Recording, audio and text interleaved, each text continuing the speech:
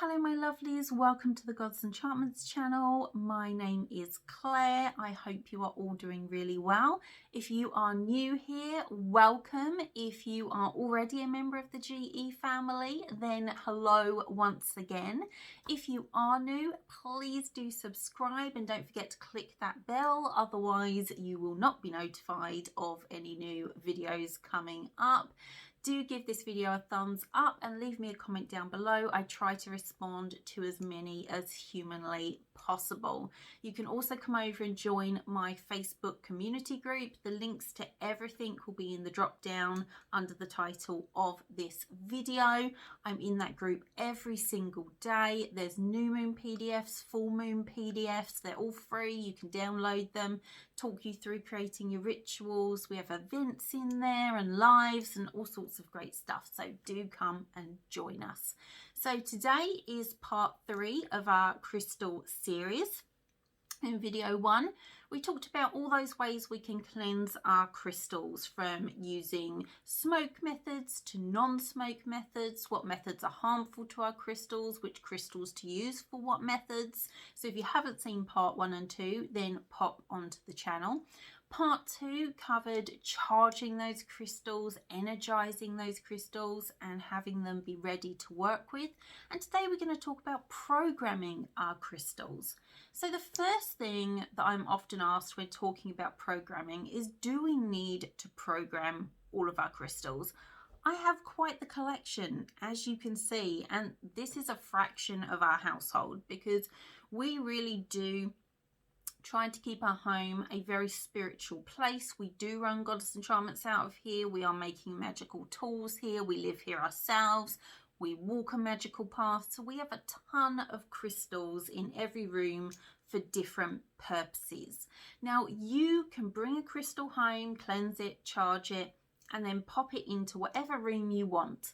And that crystal is going to have layers of energy. It's why when you look up the correspondences of orange calcite or kunzite or chrysocolla, it's not going to tell you one use for that crystal. It's going to give you a whole list of them. And if you've seen my video about crystal correspondences and learning your own and the ways to work with crystals, you're going to have even more.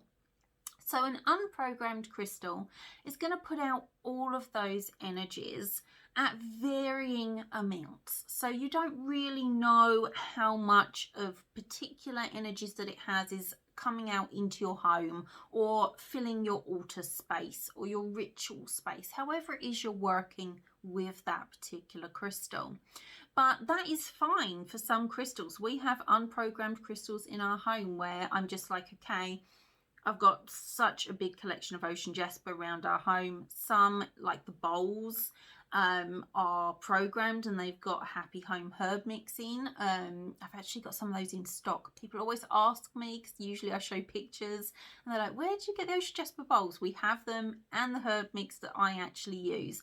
I will program them, but then we have some absolutely huge, we have a huge flame, we have a massive generator, and I know that whatever energy that's going to be putting out is going to be really valuable to my home. It loves to bring happiness and joy. It's soothing. It connects to water and earth. And I'm happy for those crystals to just do their thing. But the moment that you want to do something a bit more targeted, the moment you're placing crystals by your front door because you want to stop negative energy from coming in, or you're placing a crystal in the middle of a crystal grid for a specific intention, you're carrying a tumblestone or wearing gemstone bracelets, but you want to work with them for one specific thing, that's when programming a crystal comes in handy. Because essentially what programming means is connecting into that crystal. So all of its energy, taking that crystal and connecting in. But then communicating to that crystal the work that you would like to do and asking for its assistance in that work. So you are focusing like a laser the energy of the crystal towards your end goal, towards your intention. It could be a piece of natural citrine that you are programming to call prosperity to your home, and you're specifically wanting monetary prosperity. Whereas if we left our citrine unprogrammed and just placed it around our house, it's going to call in an abundance of things, an abundance of happiness, an abundance of health. All the things that are coming in, the energies in our home, it's going to ramp them up to bring more of them. But by focusing the energy, you can create intention jewelry like rings and bracelets, which I work with a lot. You can use earrings, necklaces, completely whatever your personal choice is. Tumble stones, if you're popping them in your bra. Some of the guys in my group put them in their socks, you know, all of this sort of thing. Programming them. Okay, so I know today's going to be a hard day at the office. I want to make sure that I'm really protected energetically. So I'm going to take my black tourmaline, I'm going to take a piece of smoky and a piece of selenite, and I'm going to program the smoky to transmute any negative energy. Program the black tourmaline to protect me, and program the selenite to make sure that I am surrounded in a high vibration light energy. So we're tapping in to those specifics within our crystal allies and asking for their help with our work and our healing that we want to do. So there are numerous ways you can do this, and you're going to develop your own way as you go along, what feels comfortable to you. If you like to speak aloud, if you like to do your programming quietly in your mind. What I always talk to my students about, because for those of you that don't know, we have the Gods Enchantments shop, like the website online, but we also have the Holistic and Spiritual Academy, where we have self-study courses and I teach live. And when I'm talking to people about crystals and working with them over there, what I will teach them is, if you can and if you're comfortable with it, use your words when working with your crystals, because your words have power. They're coming from you, obviously, and when you're working with your crystals, we're trying to work from our heart center, connecting in. So our energy is melding with that of the crystal. We want to create a connection between us and the stone and the intention or the work that we plan to do.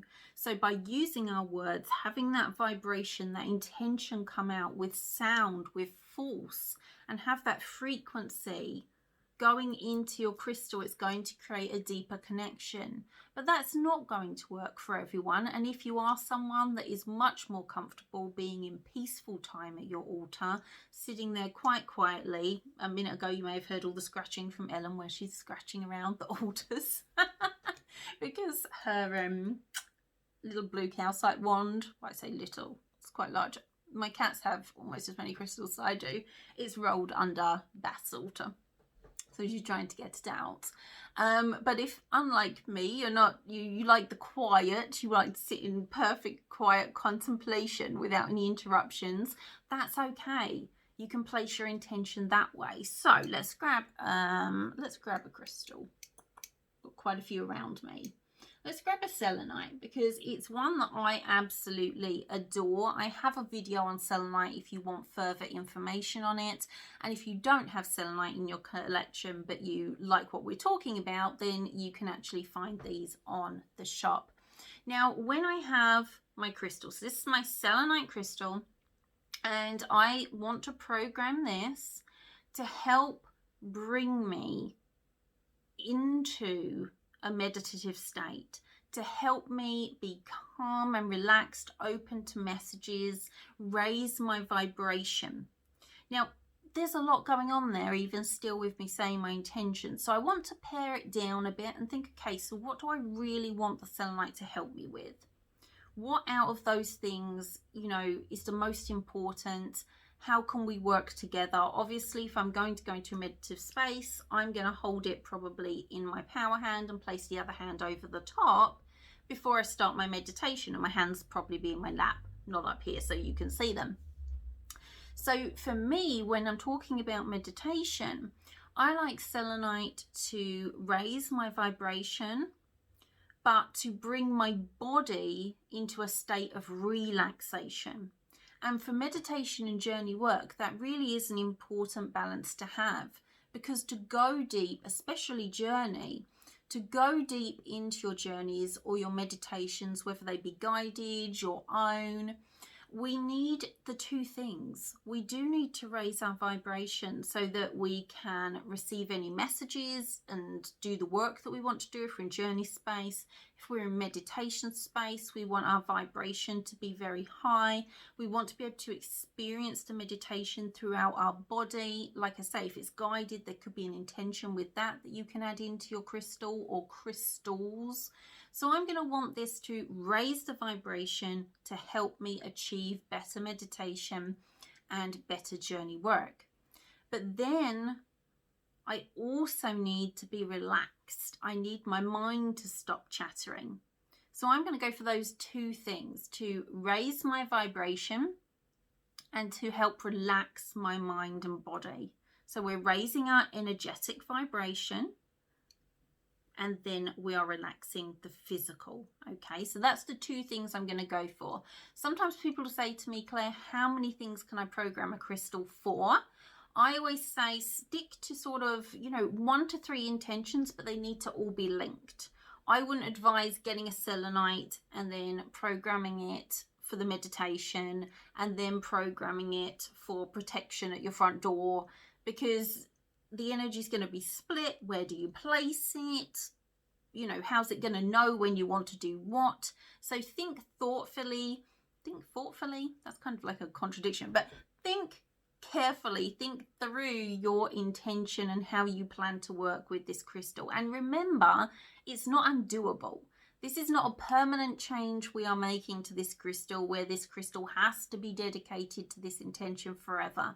When you're finished with the crystal, working with it in the way that you have intended, you go back to the beginning of the cycle, back to our cleansing section, and you cleanse the crystal and release the program. And then you go through the whole process again, okay? So, to program it, I will place it. Yes, Ellen, honey, you're right. Do you want to say hi? I don't think everyone's seen you in a while. Can they see you? You're a little bit low. Do you want to come say hi? Come on. Boop. There's everyone. Say hi. No? You look grumpy today, but you're not. You've been having the best day. She's been playing with toys all day. She's been laying with crystal spheres, really big ones, while I was dusting and cleansing them. Say hi to everyone. Hi, everyone. Thank you for loving my familiar video so much. Oh, you've got to go down. I can't keep holding you. No. See, now we've spoiled her and now she wants to join in the whole video. So, place our crystal. I like to put it in my power hand. So that's the one generally that you would write with. And then I like to place my other hand over top. But again, do what feels right for you. That's really important when working with crystals. I can guide you through the steps, but there's going to be ways you personalize your path and the way that you do your workings. So pop it in the power hand in this case and for over the top. Now, if you're going to be thinking about what you would like this crystal to work with you for, then you've got to think, how am I going to word that? Now, some people like to be very formal because especially in the beginning, if they're a little bit nervous and am I getting the intention right? And don't worry, by the way, crystals, they intuitive themselves, if you like, a little bit of what you mean. You're not going to go massively far wrong. Crystals want to help us, but you do want to have, a good idea where you are going. So placing in the hand, placing over top. Now in your mind, you could say, I program this selenite to, and that would be a more formal way of doing it. It's a great way to start out. Later on, you might get a little bit less formal with your crystals as you get to know them. You may not even need to start with that. And you can simply ask the crystal, selenite, please work with me to help me to have a better meditation practice so that my energetic body may have a high vibration and my mind and my physical body may be relaxed. And you can go informal like that. Your wording is personal to you. It's going to be personal to the type of intention you're doing. If this were a citrine crystal, then I would program it perhaps to just bring general prosperity. So it would be something as simple as I program this citrine to help bring prosperity and abundance into my life.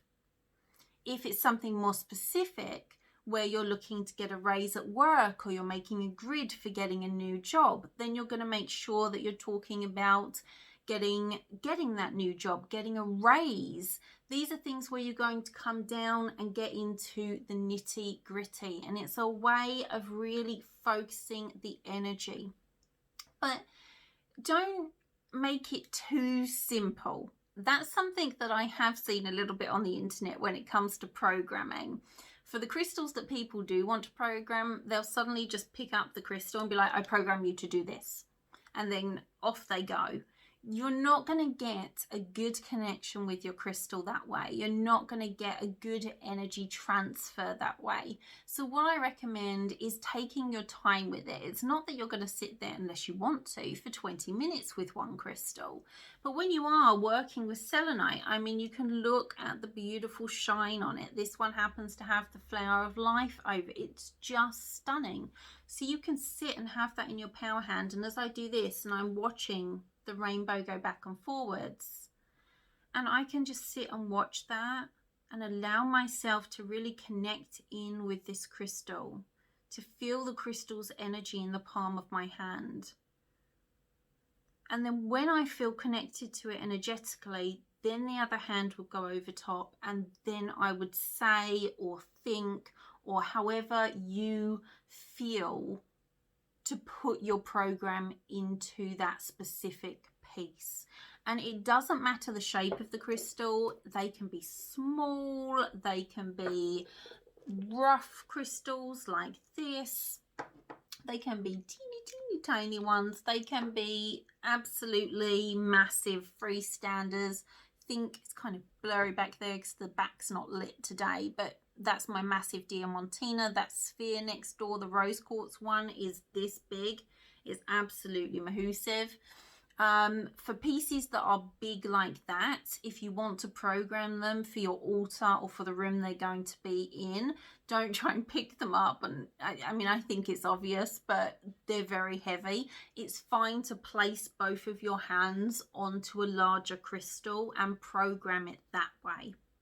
So as you can see, programming isn't this really complicated thing that you need to study 10 books for before you can start working with your crystals. As you've seen through this whole video series of cleansing, charging and programming, none of it takes a long time. None of it needs you to set aside an hour a day or even really an hour a month.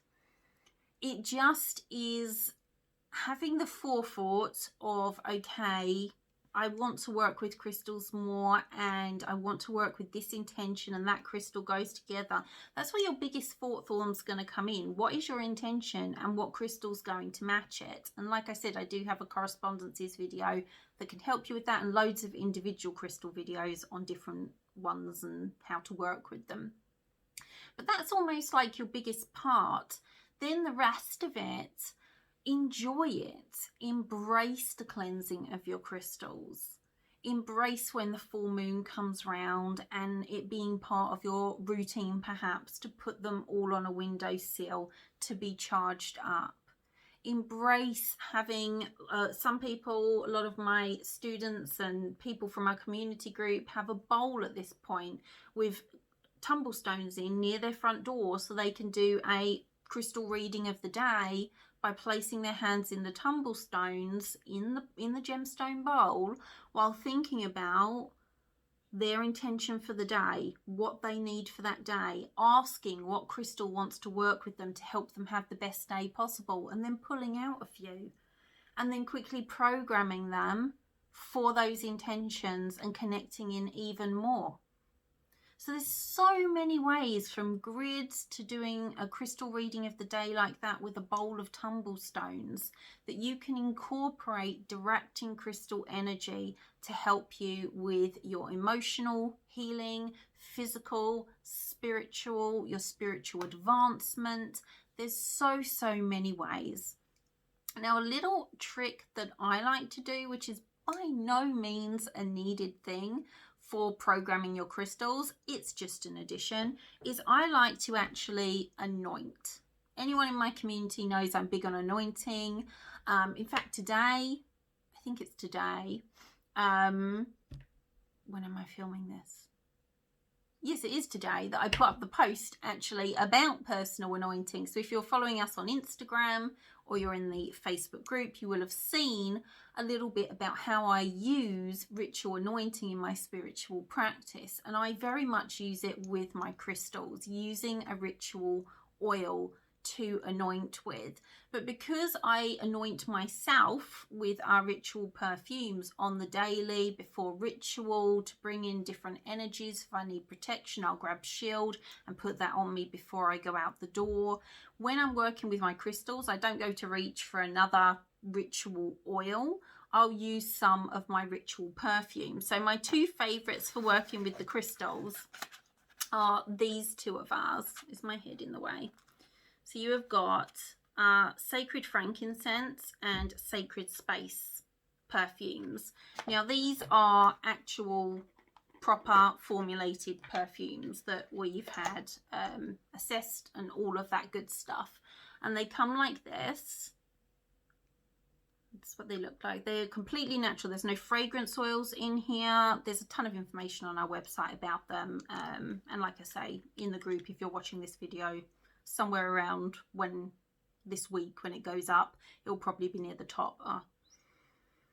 But pure essential oils. So I will do my anointing, especially like with the crystals by the front door. I will do my anoint. I will anoint my wrists. I will anoint here. Sometimes I put it in my hair. I'll put it on my clothes, depending what I'm doing. And then I'll just take a little bit extra just on my finger. And I'm not talking a ton. Even with my selenite, which people get really petrified about it getting wet, we're not dipping it. Taking a tiny bit of oil, and if it is selenite, just rub that between your hands. You can see that there's just a little bit there, and then I will place that on the selenite like so, and I just do it very gently on the selenite. It will not harm your selenite. This is mine. It's been anointed. I cannot tell you how many times. It's even been wiped over with a microfiber cloth. Oh my gosh, now it just smells divine. Which is another thing. Your crystals that you carry around with you and have around your home will smell epic. If you're using a crystal that is more okay with anointing, you can use a little bit more oil. You can rub intention into it. If you're programming a crystal to call something in, you can actually use your anointing oil, go in a clockwise direction, rubbing it on the crystal, and program this way. So that's another way you can program your crystal. If I'm looking for protection, I'm going to go anti-clockwise. Or if I'm looking to release something or heal something that I want to remove, I'm going to go anti-clockwise. So that's another little thing that you can add in. But it's going to become something that over time, you're going to make little changes to. And it's going to become very personal to you. So I hope you have enjoyed this video. Do let me know in the comments what crystal you're working with at the moment. Are you wearing a specific bracelet or a piece of crystal jewelry to help you? Have you just set up a crystal grid? Do you carry tumble stones with you? Let us all know down below. How are you currently working with your crystals in your life? What have you programmed recently to help you? And that might give others some ideas on, oh, I never thought of working with that crystal in that way. Because most of you know at this point, but I love to go beyond books. Books are other people's experiences, other people's opinions, or correspondence lists that publishers own and then put into books.